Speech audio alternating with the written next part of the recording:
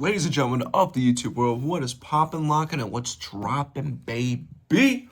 Welcome to the channel, welcome to the series, and most specifically, welcome to this video. Now, let's go ahead and go over what I eat in a week, meal, day by day. So, I'm gonna go ahead and roll the OMAD video real quick. Oh my goodness, ladies and gentlemen, welcome to my OMAD meal. This is the 5th week of doing it. Now let me show you what I got, because oh, I cannot wait. We got here some flat iron steak, lean cut, 2 salmon fillets, black and seasoned, a bunch of stuffed mushrooms with cheese, artichoke, and spinach, and 1 baked potato with some, I can't believe it's not butter, light. I say let's go ahead and get into this. Good knife right here. Let's go ahead and get into this steak. Just cooked a nice medium rare. Oh my god. A little bit of the blackened salmon. Very good. Stuffed mushroom with cheese, artichoke, and spinach. Last but not least, the baked potato with a little bit of the, I can't believe it's not butter. I really can't believe that's not butter. And to wash it down, what I was using my stand for my phone earlier, a diet caffeine-free Pepsi. I figured I'd go ahead and up you guys with this real quick. This is all I could eat. 1/2 of the salmon, all the steak, about half of the mushrooms, and half of potato. When you lose weight, you really underestimate how much you can actually eat. Because I think my old self, I could eliminate the entire board. But this is the second OMAD meal where I legitimately couldn't even finish it. Catch you guys on the next one. Make sure to follow and subscribe, please. I need followers bad. Going ahead and going over meal number 1. Now, the reason why I'm doing this so quick is the intro is actually on like Thursday. And I was like, I really need to get this video out. So I'm going to go ahead and just do all that. And basically what I have for lunch today is something I like to call is Mediterranean chicken bowl. So my good friend Jesse, he came up with this recipe. Essentially, it's chicken, tomato, asparagus, avocado, and some balsamic glaze. So what I did differently is I changed out the avocado with the feta cheese, just because I prefer feta cheese over avocado. Nothing wrong with avocado, but I think feta fit the dish a bit better. So essentially, I took some chicken tenderloins, 4 pounds of them, and then I chopped them up, put them in with some cherry tomatoes, and then cut up some asparagus. I just threw in the oven with some salt, pepper, vinegar, lemon juice, and some thyme, rosemary. And then baked it for like 375 for like 20 minutes, and then divided it up. So I would reheat it in the microwave, and then I would eat that with some fat-free feta crumble, and then there's the balsamic glaze on top. So the balsamic glaze is like 45 calories per serving, so I put about 3 servings in there. The balsamic just tastes really good, and it goes super well with the dish. So shout out to you, Jesse, for that recipe that you showed me quite some time ago. Very much appreciated. So, but that's pretty much it for the lunch. There's not really much to it, or I should say meal number 1. But yeah, I'm actually eating my meal number 2 now. But I say let's go ahead and make the habluski. I think that's how you pronounce it. I'm gonna mispronounce it pretty much the entire video, but a little backstory about this. So, recipe for meal 2, I went and traveled to Gaffney, South Carolina for a job, right? Or for a service job. And there was a Ukrainian restaurant, Mediterranean restaurant nearby. And I went in there, and then they had this stuffed cabbage with beef and veggies and stuff. And it was one of the best things I've ever had. And I looked up the recipe, and it's like super easy to make.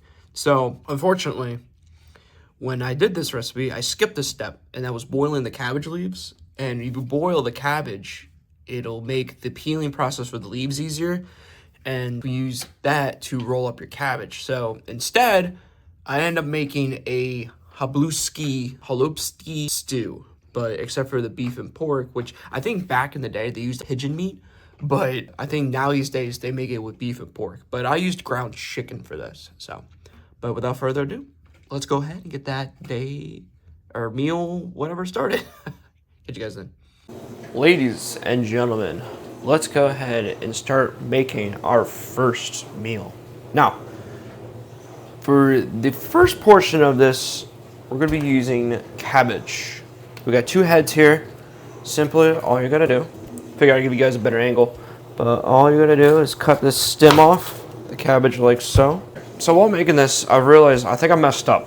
So I think you're supposed to boil these before you actually, you know, like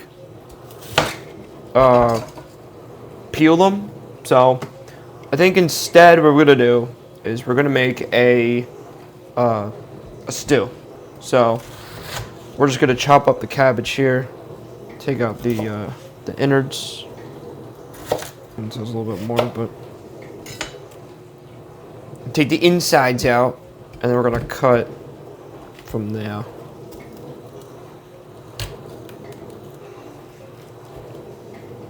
So, yeah, I think I messed up a little bit, but you know what? We live and we learn. It's weird because I've actually made this before, so I'm a little surprised. Kind of forgot how to do this, but yeah, essentially these were gonna be it. You just make the meat mixture, stuff it in there, and then you fold it like a burrito almost. So flip this, and then roll back, and then makes a little pouch. But I think we had to boil the cabbage beforehand. I forgot to do that. So I think instead we're gonna make a stew. So you can kind of just rough chop the cabbage like this. But cabbage is also very good for fiber, so that's a plus. So essentially we're just gonna chop all this guy up like that. And then I got a crock pot here, and then we're just gonna put all the cabbage in here. Now this does look like a lot of cabbage, yes, but what's good about cabbage is cabbage wilts. So we can just kind of pour everything in here like that, and then we can cook it. So I'm gonna go ahead and get all this cabbage cut up and then put into here, and then we'll move on to the next steps. So we go ahead and chopped up our cabbage. There's 2 heads in here. I got as much down as I could and try to compile it and so on and so forth. So I think we're gonna make the habs. I can't even pronounce it right now, but we're gonna make that into a stew. So should be very interesting. Now, our next thing we got here is some carrots. These are pre-shredded. If you have your own, feel free to shred. And we're just going to incorporate the carrots in here as well, like so. Get them all mixtured in there. And then I have 1 vanilla onion, yellow onion, sweet onion. I think they're all the same thing. But we're actually going to cut this guy into strips. So always start with the ponytail. Cut down the root. I always like peeling the first layer of the onion off because it's typically the gummiest. Unless you have like a fresh onion, then you can just peel the paper out. But I always do the top layer just because you get a fresh onion layer underneath. Since because we're cutting in strips, you could just yank the root off like that. And a little tip, if you wet your knife, put little water drops on it, it'll actually help prevent getting that the onion juice to kind of squirt out and get into your eye.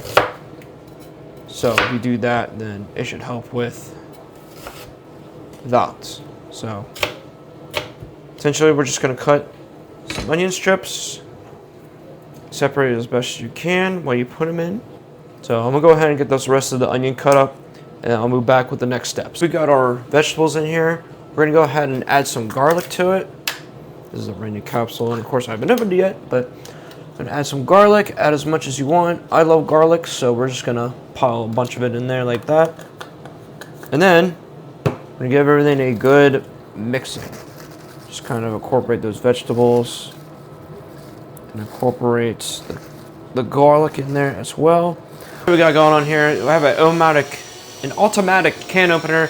Open up these Cento pureed tomatoes, because when we cook these traditionally, you cook them in a tomato sauce. So basically just puree is the only thing we need here. So And then all we do is add our tomato puree into here, like so. So I got two 28-ounce cans, so we're gonna go ahead and put both of them in here.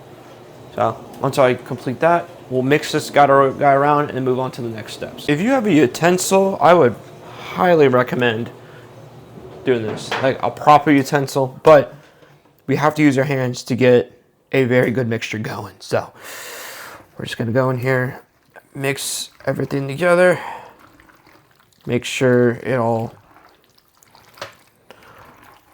incorporates, because this is a very messy job. So okay, so once we got this guy all mixed up and together, we're gonna turn this dude to low.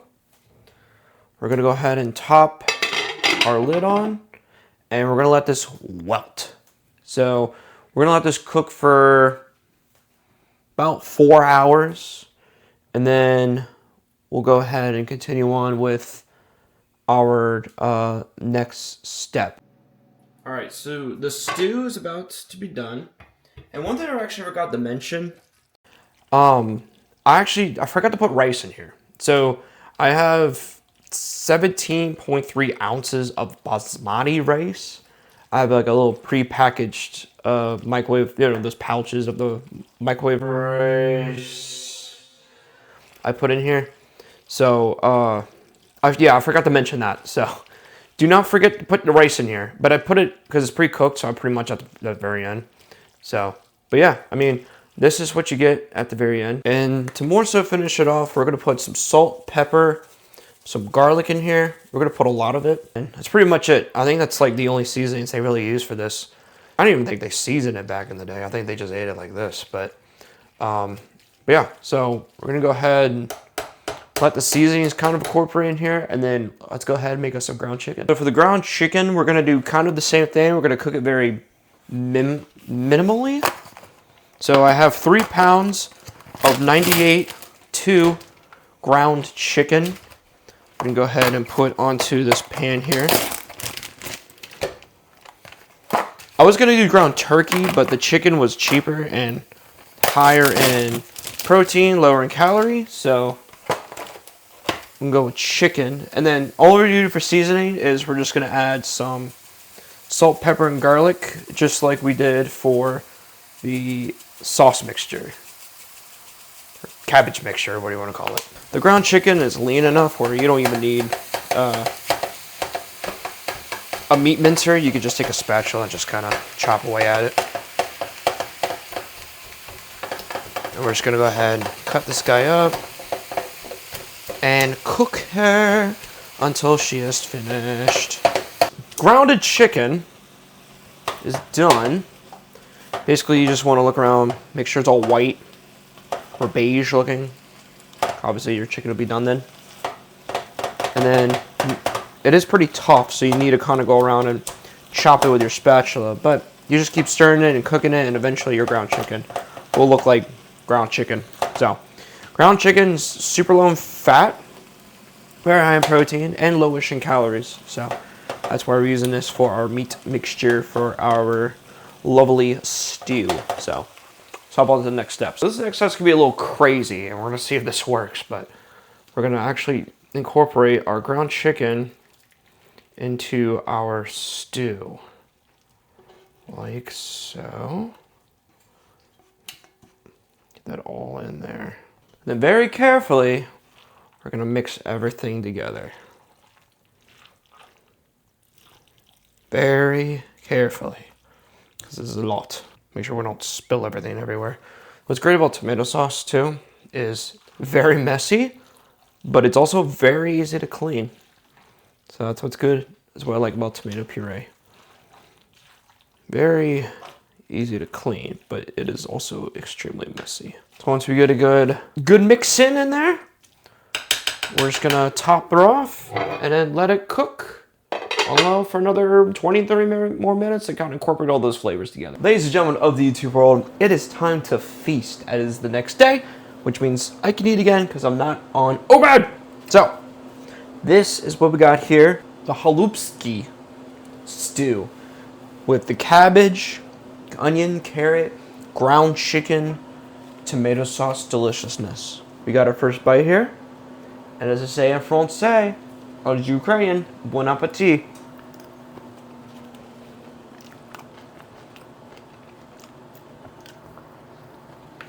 Very minimalistic dish, but still pretty good. I would definitely recommend enhancing your flavoring by adding some seasonings, but I think traditionally this doesn't require a lot of seasonings, and it's just salt and pepper. So, but it's got a ton of fiber in it from the cabbage, good amount of protein in it from the chicken, and it's very whole food, very, very whole food-esque. And of course, we have a Baja Blast Zero Sugar Kabu Citrus, so this is definitely not whole food, but it still tastes phenomenal. So I'm gonna go ahead and chow this down, and then I'll put the macros up on the screen, and then I got dessert heating up now, and I'll get to you guys when dessert is ready. Oh, I'm excited for dessert.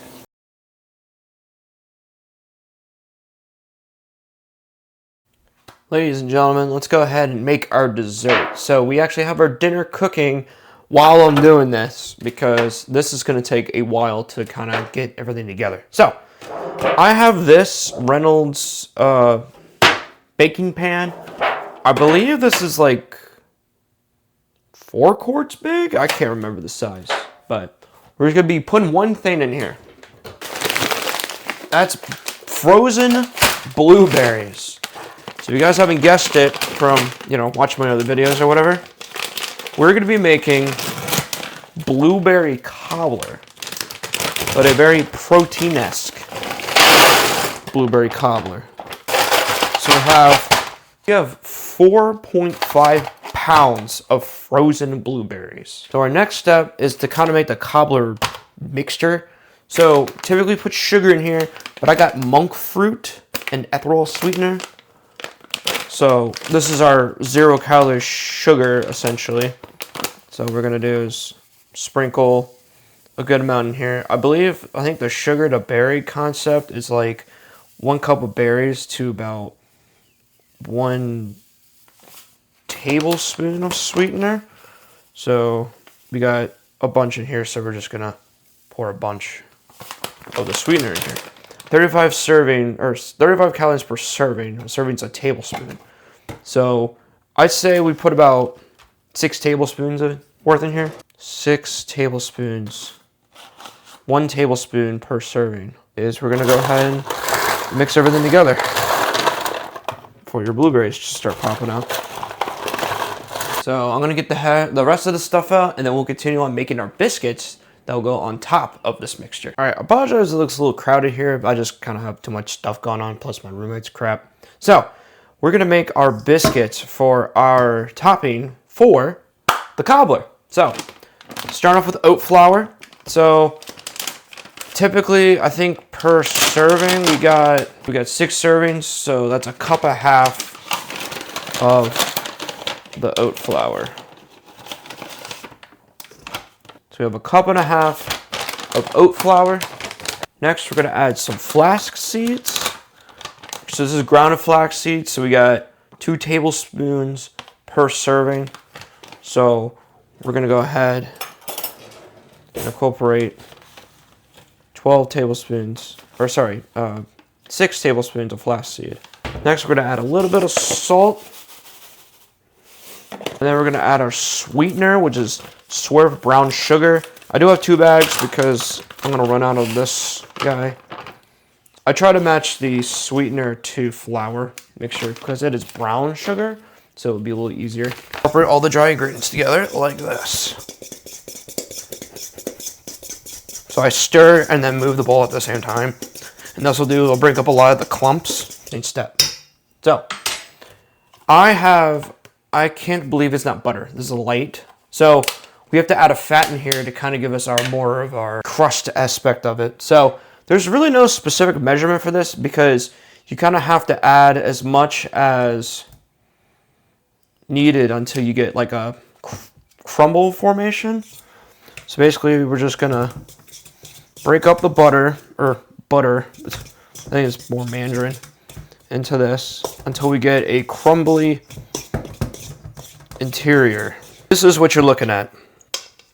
A super thick glob of biscuit mixture. Now, I will admit, I actually took a 3/4 of the container to do this. So, there's a lot of mixture right here.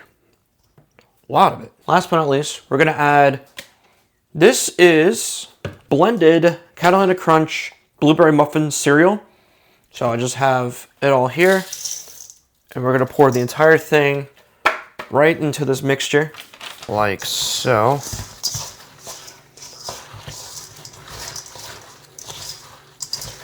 That is going to be our biscuit mixture. And it smells really good from the cereal. I'll clean up a little bit and get ready for the next step. So what's awful about this, I'm actually on my fast right now. So I'm like unable to taste test everything. But next step we're gonna do, use our bare hands again. We're just gonna get a glob of our biscuit mixture, and we're just gonna place it on top of the cobbler, like so. You want to just basically coat the entirety top of it, but also want to squish it down. That's what this will do. It'll spread out the mixture. So we'll call this a dough, although this is not really a dough, but no, maybe it is. Doesn't really feel like dough though. So just get as much as you can, scrape up as much as you can on, pile it on top. And then it doesn't have to cover the entirety of the blueberries, but you want to get a good just pattern going. But the most important thing of this is make sure it's flat. And if it gets sticky to your fingers like this, you could just spray some oil on your hands beforehand, which I should have done. And then it'll have an easier spread. Or it won't stick to your fingers because of all the butter. This guy will get ready to go in the oven. So I'm gonna clean up a little bit and I'll get back with the next steps. All right, so I got the oven preheated to 375. So we're gonna go ahead and open this guy and put our mixture in here. And we're gonna let this guy bake for about 25 to 30 minutes. Like I said before, what really sucks is I can't have this today because I am on my fast until like 5 tonight, which is actually in about 2 hours. But this is what we have created. This is what she looks like when she's all done. Now we do have some cornstarch powder over there, but it is what it is. So, I'm gonna go ahead and get this, let this guy cool off. We're gonna package her up, put them in the fridge, and then I'll go over what she tastes like tomorrow. Ladies and gentlemen of the YouTube world, I went ahead and heated up the blueberry cobbler. And this is what she looks like. So I say let's go ahead, dine in, see how she tastes. Biscuit and cobbler. As I say in France, say again, bon appetit. Oh my God. Now that is delicious. Blueberries, oat flour. I can't believe it's not butter. Flaxseed. This thing's got a lot of fiber in it, but geez, this is so good. I will admit though, I would actually prefer this cold. Believe it or not. Maybe straight out of the oven. This would be good, but reheated. I actually prefer this cold. But yeah, I did eat this yesterday cold, but I wanted to try it. I was very anxious. I'd be like, dude, this is actually very, very good. So, I knew the fiber's really high, but I'll go ahead and put the macros on the next slide. And then I'm gonna enjoy this guy. I'll catch back up with everyone once we kind of go over the meals with the total calories throughout this week.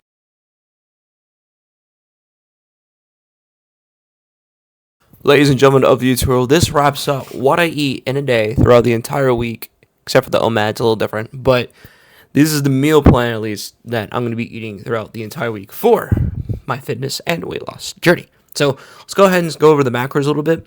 So we're starting off with 1,948 calories per day with 160 grams of protein, 190 grams of carbs, there we go, 65 grams of fat, 47 grams of fiber, which is immaculate, The most sugar we've ever eaten was 97 grams. And I think a majority of that is from a lot of our sweeteners that we use. Like the blueberries themselves was about 30 grams of sugar. But oat flour had some sugar in it too. And even some of the vegetables, like the carrots. Carrots have a good amount of sugar in it. So it's all not bad sugar. It's all good sugar, fibrous and healthy natural sugars versus processed sugars. But we do have some fake sweeteners in there too.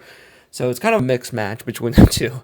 And then finally, we're at 2,791 milligrams of sodium. So sodium we're a little bit over, but it's not as bad as before when we were looking at the 3,000s, 4,000s. I think 1 week we even had 5,000 milligrams of sodium. So, but ladies and gentlemen of the YouTube world, that is it for what I eat in a day for the week.